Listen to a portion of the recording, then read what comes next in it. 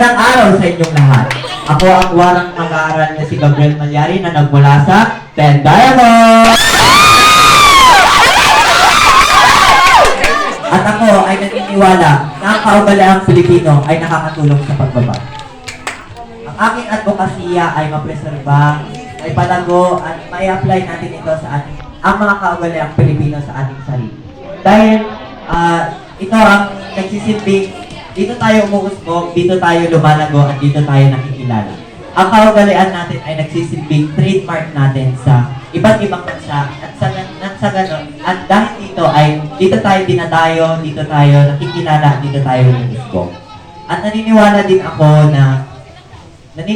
ako na walang mangyayaring pagbabago o hindi natin may influensyahan ng iba't ibang henerasyong Pilipino kung walang mangyayaring pagbabago sa ating sarili. Kaya ngayon, hinihikayat ko kayo na sa inyo magsimula ang pagbabago. Nang sa ganun ay tayo ay maging ehemplo.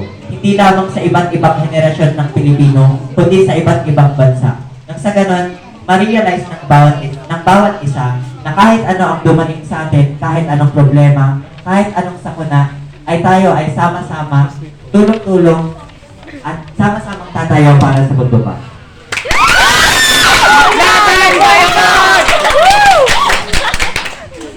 Hapon sa inyong lahat.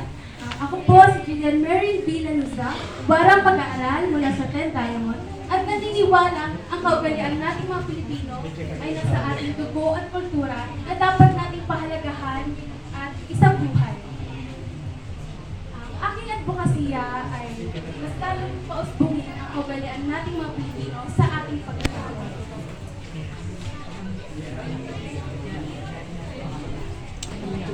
Influensyahan natin ang mga kabataan na katulad ko ng magagandang asal at turuan ng mga magagandang kaugalian nating mga Pilipino at tulungang mahalagahan at isabuhay ito.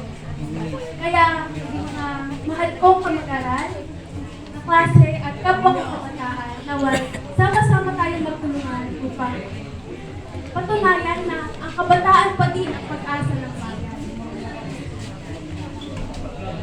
Patunayan natin, kaya natin mabago ang mga hindi magandang kaugalian natin at kaya Kinakabahan.